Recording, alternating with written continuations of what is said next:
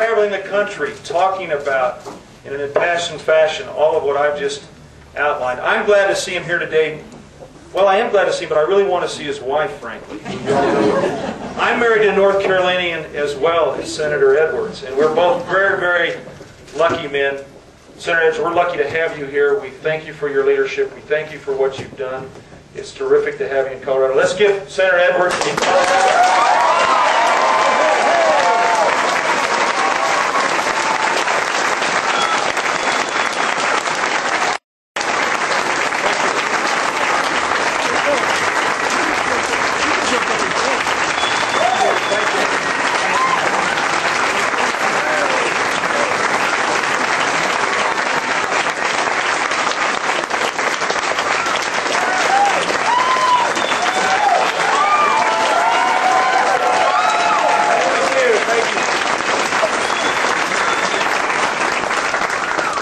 so glad to be here with a great United States Senator, great Congressman, great candidates. Yeah.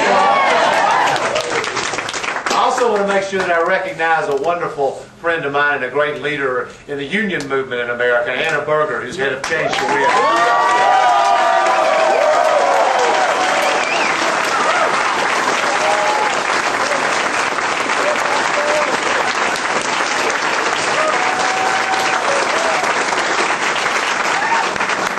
I want to tell everyone on a personal note, since my wife has already come up, that Elizabeth's doing great. Her health is good, which we're all happy about. And for those of you who don't know, she has a book out.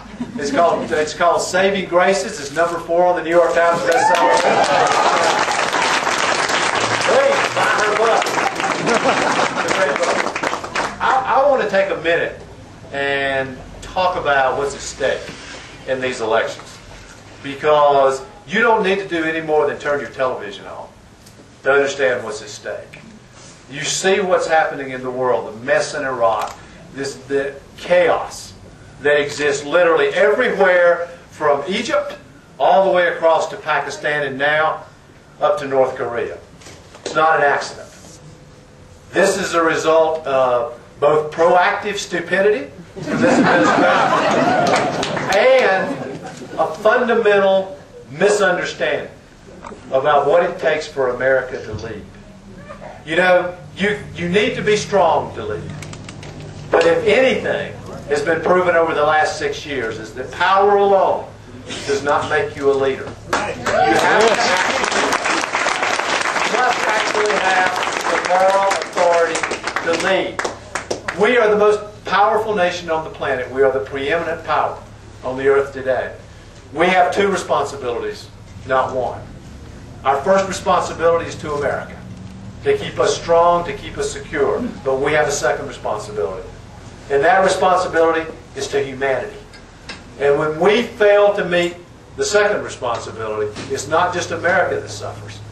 The entire world suffers. And we have seen it over and over and over. The president of Iran comes to the United Nations General Assembly, openly denounces the United States of America in New York, and has support and people laughing in the hall. I ask you, would that have happened 10 years ago? No. America's better than this. The United States of America and our people are better than this. You know, we used to be the light, remember?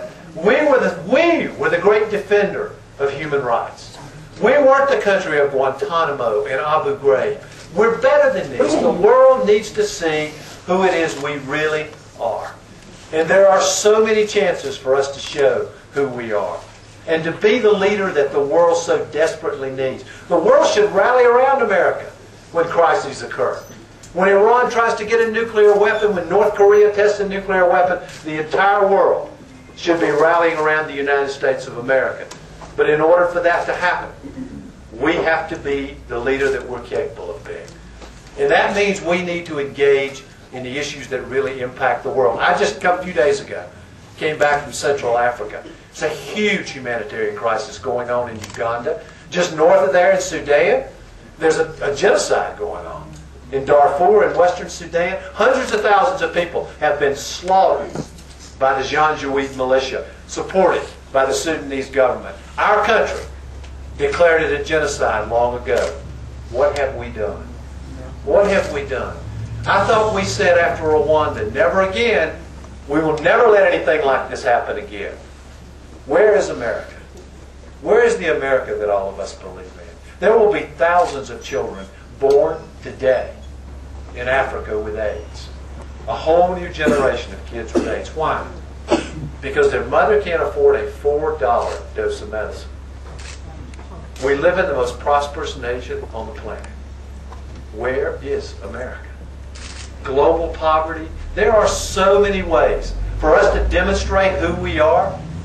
And now, and by the way, this is not just a feel-good thing. This is way beyond a feel-good thing.